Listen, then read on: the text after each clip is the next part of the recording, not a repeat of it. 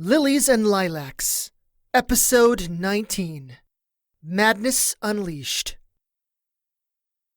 Celerin's whole body jerked violently, and all of the chanting stopped as she let out a savage, throaty moan. Her skin boiled a little, as welts and bubbles visually manifested on her flesh. A searing pain burned her insides, and yet she grinned. Her mind pulled in two directions, and then it tore apart. Celerin cackled, and then ceased to be. Her body shimmered, and a new form replaced what once was. The new Celerin, or rather the aspect of the Fulgus, floated above the floor, and she gazed at her followers. Rather than have legs, arms, or a conventional body, Celerin had only a huge, wiggling mass of tentacles, eyes, and mouths, all connected to a circular body. The real Thefalgus was as large as the city itself, while this aspect was the size of a carriage. As soon as the aspect came into being, the other clerics of the Fulgus dropped to their knees. Oh, Great Mother of Madness, we are here to serve. Dozens of tentacles slithered off of her body, and each of the tips of her tentacles touched one of the followers on their foreheads. Divine madness dripped into their minds like hot syrup. The clerics screamed out briefly, but when Celerin took her tentacles back, the other clerics rose to a stand. Their eyes were filled with spiraling chromatic fields of energy. Celerin pointed to two of the clerics.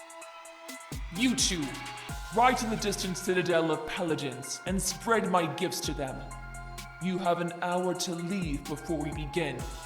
Yes, Mother of Madness. The clerics moved toward the exit of the temple with haste. Celerin floated all around the clerics.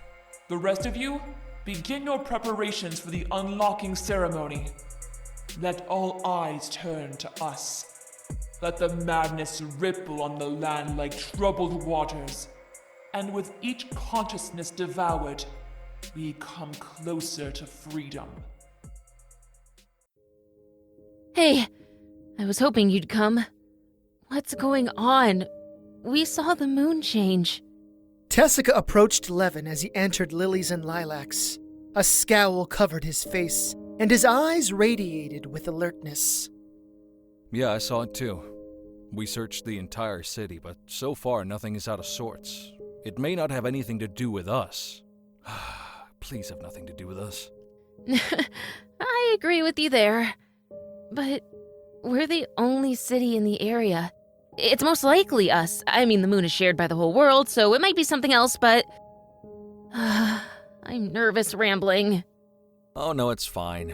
I'd love to nervous ramble, but since I can't, you have to for the both of us. Okay, I won't let you down. So, you all haven't seen anything out of the ordinary yet? Levin gestured to Tessica to get closer, and so she did. We checked in with the mayor, who isn't possessed, thank the goddess. There isn't anything wrong with the water supply, and there aren't any monsters roaming through the street. It's still quiet. How long has the moon been affected? It feels like it's only been an hour. Levin opened his mouth to say something, but then a strange feeling came over Tessica. A slight buzzing flickered at her temples, and then she heard a voice within her head. Malice coded those words. People of autumn bliss, the time of salvation has come upon you. You are finally going to be freed of your doomed and dull perceptions of the world. Tessica glanced around the room and saw the horror on other people's faces. Even Levin's eyes were wide, and he stared about apprehensively.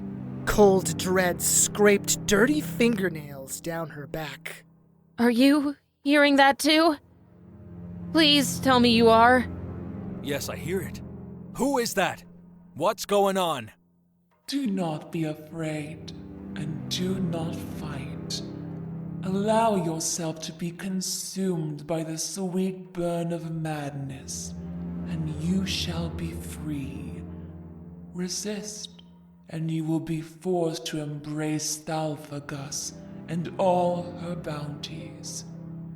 One way or another, your minds shall be hers. Tessica shivered visually as she gripped Levin's arms. Yes, that's Solarin's voice. She's the head priest of Thalfalgas. And now, the Feast of Madness begins! Be devoured by choice or through anguish! After a long and dreadful silence, city guard whistles screeched through the air somewhere in the distance. Levin's eyes opened wide and he ran outside. Tessica ran with him, if only to look at what was going on. When they got to the street, Tessica heard the sounds of whistles all the more clearly. They came from multiple places. From down the street, a spiral portal of energy opened up. What's that? A creature emerged from the portal, one born of nightmares. It had 2 legs, but had dark green skin. It wielded a war axe, had massive arms, and was dressed in a loincloth. Rather than have a normal head, the creature had a grotesque mass of tentacles, eyes, and mouths. The eyes stared every which way, and dark purple tongues licked the lipless edges of toothy maws. Each of these tentacles danced in somewhat mesmerizing fashion. It screeched when it saw Levin, and then charged.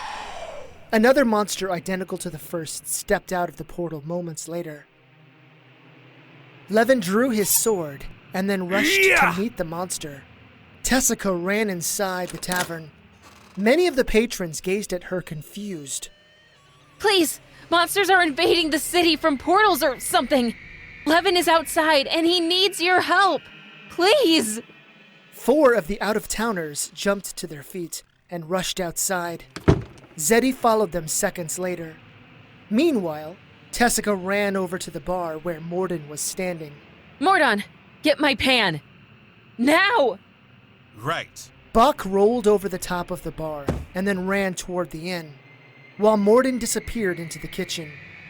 Other patrons gaped at Tessica with wide-open eyes. Ladies, gentlemen, and travelers, please feel free to use Lilies and Lilacs as a safe zone. Everything will be okay. My men, Mordon and Vonrad, will see that you are well protected. Morden returned a moment later with Tessica's magical frying pan. Thank you. Keep the people as safe and calm as possible. Yes, ma'am. Wait, you're not going to go out there too, are you? Of course I am. Levin can't do this by himself. And the other city guards need us too. This is our community, our town. And I, for one, am tired of letting others fight while I cower. We have to fight too. Tessica ran for the door while Buck emerged from the inn portion of L&L. Vonrad stood beside her, and he gave Tessica a thumbs up. Don't worry, Miss Tessica. We'll do our part. You just worry about coming back. I'm too old to try and find another job. You're a gem, old man. Thanks. Tessica ran out through the front door, and she gripped her panhandle tightly. Her insides vibrated with intensity, and yet she pushed forward. 7 monsters were in the street, and 3 lay dead on the stone floor. The portal remained open. Other adventurers fought beside Levin, and the combat was quite loud. Tessica ran up behind one of the monsters and slammed her frying pan against the creature's Achilles tendon. It howled, which gave the adventurer enough time to cut its throat. Buck stepped up beside her. You're insane, and I love it. Now that portal, it's being made by unholy divine magic. Can you close it or something? I don't know. You have divine magic, right? I can try. I need protection while I attempt it. My magic is still weaker than it's supposed to be. I may have to do with the moon. Buck and Tessica ran closer to the portal. and Buck held out her hand toward it. What the hell do you think you're doing? Levin ducked under a monster's axe and sliced it open. It writhed in pain before another adventurer chopped its head with a worn battle axe. As quickly as he could, Levin maneuvered up to Tessica. Another monster emerged from the portal and screeched loudly. Get away from here, it's dangerous! Everywhere is dangerous. We have to protect Bach while she tries to close the portal. Bach's hand began glowing. The air around the portal warped, and strange noises echoed from the portals themselves, as if reality were folding in on itself to close them. One by one, each of the monsters turned toward Bach. Tessica stepped out in front of Bach and held out her pan like a longsword. Levin groaned as he shifted in front of her. This is no place for you. The monster swung at Levin and Tessica, and Levin parried the axe out of the way. Tessica slammed her pan on the monster's toes. It screamed as it retracted its foot, leaving it unbalanced for only a second. Levin took advantage, and he rammed his shoulder into it. The monster tumbled to the ground, with all of its eyes watching Levin's sword slash into its mass. It died a moment later. Other adventurers gathered around Bach, and they kept the monsters back, while the former out-of-towner continued to work. Tessica helped where she could, which earned more than a few scowls from Levin. The portal shook violently, and then collapsed in on itself. Bach lowered her hand and let out an exhausted gasp. In an instant, both Levin and Zeddy whirled toward Tessica. Tess, go inside now. It's too dangerous. No, this is my city too. I can't stand by and do nothing. You can help by protecting the people in your tavern. Believe me, you can't go where I'm about to. And where are you going? You're going after Solarin at her temple, aren't you? Yeah. If she is the one behind all this, we need to take her on. That's a good idea. I can help close portals we come across along the way. Bear in mind, it will take a bit. I can come too. If you're fine with it, Tessica. Well, I want to help too. No, you're not equipped to go to the Temple of Thalphagus. It's too dangerous. It's okay for them because they were adventurers once. You, on the other hand, aren't experienced. Punching drunks is one thing, but this is different. Sorry, but I'm going to have to agree. Odds are, there will be more monsters around Thalphagus' temple. Which means it's going to be very dangerous for you. Yes, but that's my job. I'm supposed to protect people, and you are supposed to make them happy. Please go back inside. I couldn't bear to see you out there. Why should I get to be safe when others aren't? How about this? I won't come along with you, but I will go to the other taverns to get help. I'll send anyone willing to fight to the Temple of Thalphagus. Levin groaned and then looked away from Tessica. You're just gonna do what you want to. I can only do so much. You listen here. You run to each of the taverns, and then you get back here and hunker down. Tessica started running down the street, and she smiled back at Levin. I only heard the first part. Stay safe. Drinks are on me when we win. Tessica nearly sprinted down the street as she clutched her frying pan all the harder. Every couple of blocks, she noticed another portal opening up, with monsters stepping through. She couldn't focus on that now. The sooner she spread the word, the sooner this mess could be handled. Her first stop was the Pork's Pint. Tessica burst inside, and to her surprise, the place was quite packed. About 60% of the patrons were out-of-towners. There were also laborers and other hard-working folk there too. Jeremiah was behind the bar. Hey, I didn't expect to see you today. We heard the voice in our heads and then the whistles. What's going on? Please, we need your help. Solarin, the head priestess of Thalphagus, is summoning monsters through portals all over the city. Levin, the commander of the city guard, is trying to fight his way to the temple. He needs help. For a long moment, the whole room of people just stared at her. And then a burly man stood up and approached her. You can count on my party and I. Where can we find this Solaren of Thalfalgus? I'll show you the way. Jeremiah reached under the bar and pulled out a warhammer. All right, Mr. Mallet. Know it's been a while since I last used you, so forgive me if I'm rusty. He rounded the bar and moved up to Tessica. For any of you who come and help, I'll give you each a 50 gold credit on drinks. You're not coming, are you, Tess? No, I'm going to the other taverns to spread the word. Thank you. I owe you a free meal at least. You don't owe me a thing. This is my town as much as it's yours. Besides, it's what Gowan would have wanted. Be safe. You too. Tessica left along with Jeremiah, and to her delight, all of the other adventurers, and even a few locals too. Levin would have at least 30 more people fighting with him. She ran into the badger's den, and she made the same plea.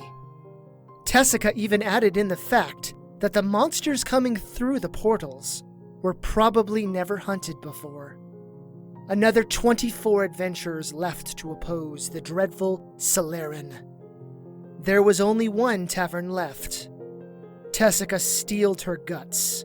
She ran inside the spell-stitched spirits. As soon as she went inside, there was a noticeable change in the temperature, and it warmed up at least 10 degrees. Thick dark blue carpet covered the floor, and all of the furniture and the bar itself was made from ornate dark wood. The ceiling was painted light blue, and a million twinkling lights flickered from above. The patrons were all out-of-towner mages, and they turned to Tessica, who burst in so suddenly. Like a villainous taunting specter, Wallister rose from one of the tables, and he approached Tessica. He grinned from ear to ear. My. I never thought I would see you in my tavern. Here to see what a real drinking establishment looks like? I mean, you can't stay since you're not a mage. We have an exclusive clientele. I don't care about that. Autumn Bliss is in trouble. The head cleric of Thalfalgus, Solaren, is summoning monsters to attack the city. Levin is fighting against them and attempting to get to the temple where she is. I'm trying to get as many people to go and help fight. Otherwise, Autumn Bliss is going to fall. For a long moment, Wallister just looked at her with a curious stare. You needed help and you came here to me? Yes. I came to you because I know in general you're more powerful than I am. So is your clientele. A wide smile creased on Wallister's face. Oh, screw you! Yeah, I admit it, okay? More powerful adventurers come here, while I serve mostly locals and some adventurers. Please don't make this harder than it is already, okay? People are dying, and I know you and the mages here can help close portals, or kill monsters, or something. For another long moment, Wallister smirked at her. That must have been so difficult for you to say. Well, personally, even though I know my tavern is superior to yours when it comes to servicing adventurers, I recognize Lilies and Lilacs is a wonderful place for locals. I will also admit I may have been too wicked in my competitiveness. Worry not. At the very least, I will fight. Wallister turned around. Well, anyone else want to go and save a city? I'll give you all a nice credit on your tabs. More than 30 mages raised their hands and rose to a stand. Wallister returned his attention back to Tessica. You can scurry back to safety. All will be taken care of. How about you worry about scurrying your own happy ass to the Temple of Thalfalgus? I can't stop now. There's more work for me to do. I've got to tell the city guards to go to the temple too. Tessica opened the door, but Wallister grabbed her shoulder. Hold a moment. If you are intent on running through the streets where monsters are bound to be, then let me give you something. Tessica paused and reviewed the man for a moment. What are you going to give me? This enchantment will allow you to be protected and invisible as you walk through the streets. That way, you can avoid the monsters but still tell the city guards where to go. Wow. I don't know what to say. Thank you? Of course. This is my town too. Wallister waved his hand, spoke some words, and then magic began covering Tessica's body. Her form faded from view. Now, the spell will only last about 20 minutes. You'll have to run very fast. Rather than waste any time, Tessica ran. So, things were unfolding as she had foreseen. Celerin floated on the top of the bell tower at her temple, and she gazed down at the streets around the building. A large collection of her maddened drones gathered around the temple. However, they were locked in combat on all sides.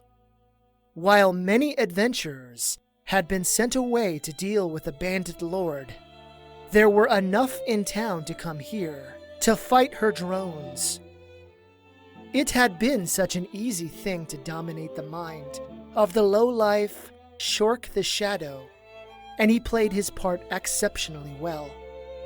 Intermixed in with the adventurers was a combination of city guards and regular townsfolk. She had definitely expected to see the city guard, but the inclusion of normal citizens had caught Celerin by surprise. Even though she had been bestowed with a vision of these very events by the real Thafalgus, she was not privy to all the fine details. Slowly, her drones were being slain and driven back, closer to the temple. Celerin could practically taste the fear in her own clerics, who watched within the temple.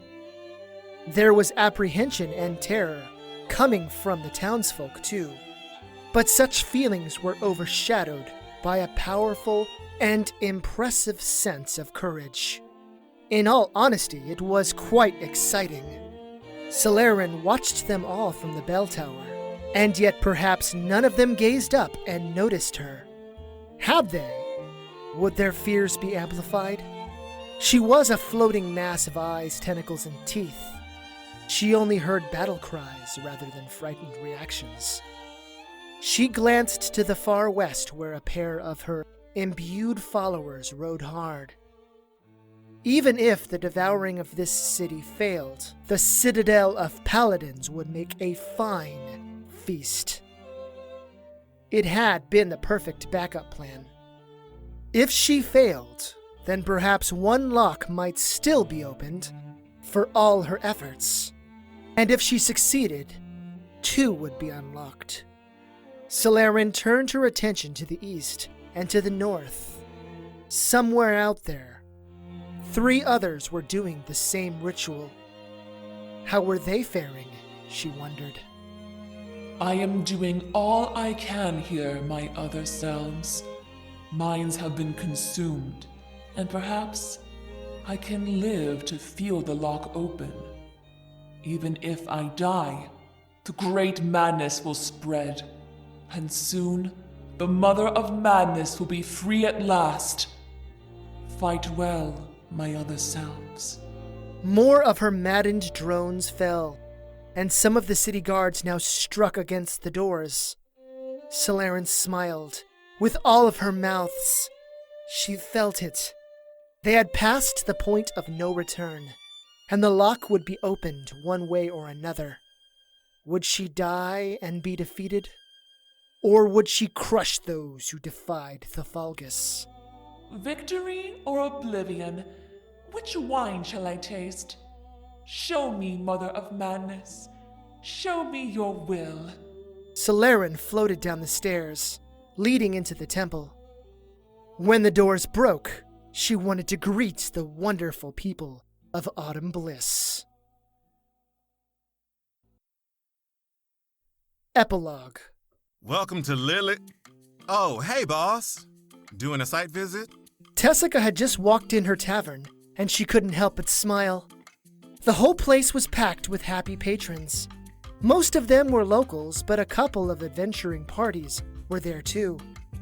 2 individuals danced around the tables, taking drink orders and delivering food.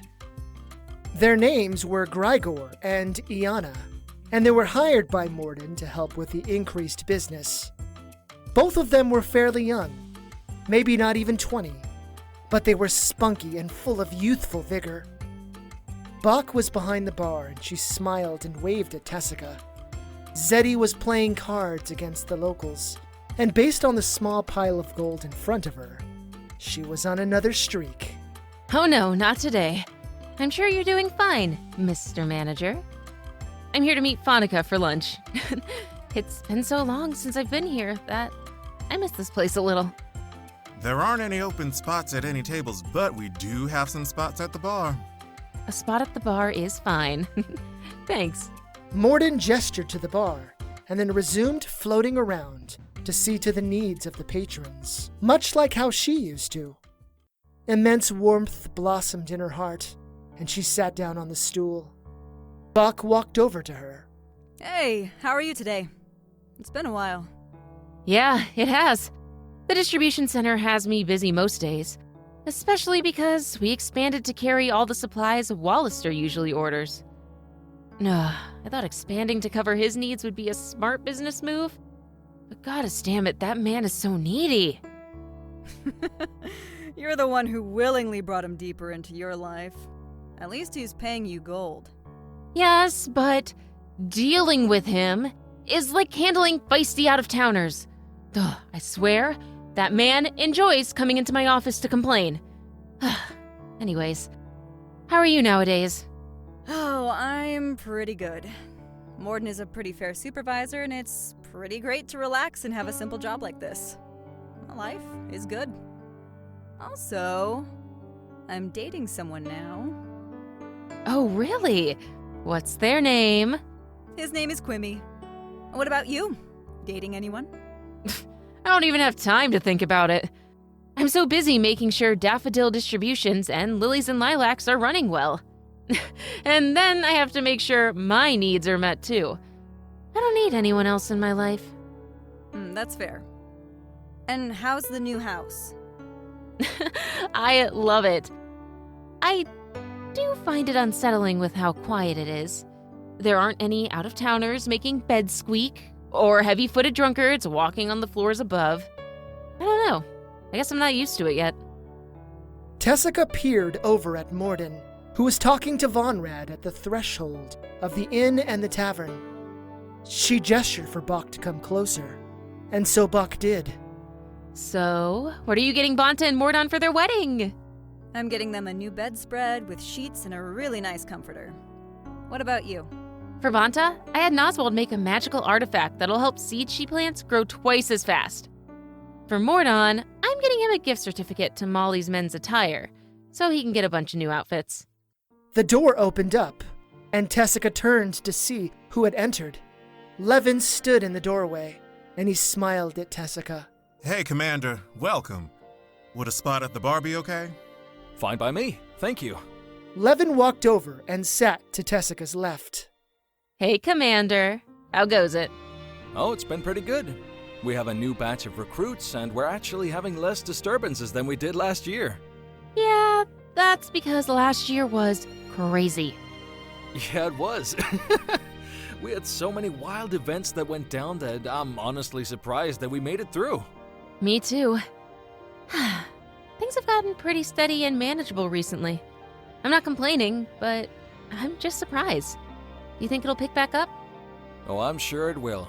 I overheard that a new half-fae wizard is causing trouble halfway between here and Ocean Crest. I'm sure some adventurers will be drawn to that. And next year's the Fae Summer. It's never been here, so it might be our turn to host.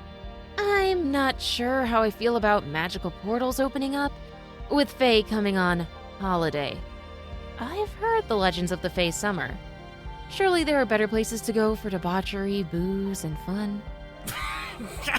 Yeah, and after each summer, there's always a massive baby boom of half-fae births. Think you'll find a fae for yourself? Do you think you will? No, I won't either. There's only one person who had the pleasure of loving me. I'm gonna wait until we can be with one another again. Tessica reached over and patted Levin's hand. You're a good man, Levin. Autumn Bliss is blessed to have you. Are you kidding me? It's blessed to have you. You're such a vital part of this community. During the Thalfagas incident half a year ago, you ran through the town calling for everyone to fight against that villain, Saleran. One of the reasons we were able to beat her was due to your efforts. Look around, these people are here because of you. Tessica smiled as she turned back to gaze at the people in her tavern. Adventurers clinked glasses together, and locals laughed with one another. Her staff seemed quite happy too. Tessica leaned back and she let out a single chuckle. Under her watchful eye, Lilies and Lilacs had survived and thrived.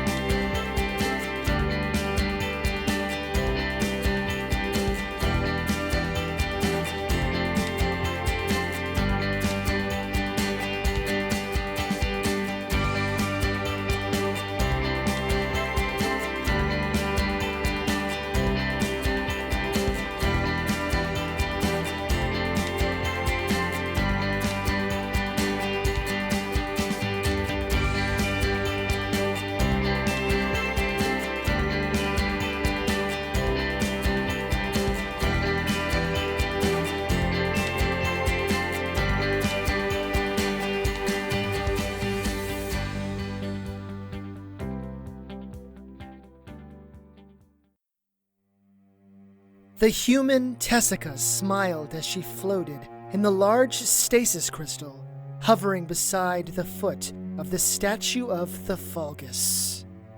Saleran drifted closer to the crystal as soon as one of her eyes noticed the change in facial expression. She studied the slumbering human with many eyes, and her tentacles danced across the smooth surface of the crystal. None of her mouths smiled. Saleran, or rather the host that existed before the aspect ritual, had a great fondness for this human, which is why she alone was spared. When the head priestess willingly offered herself up for the Mother of Madness, she had only one request, and that request was granted. Sleep well, sweet Tessica. You are safe from madness, from pain, or from loss.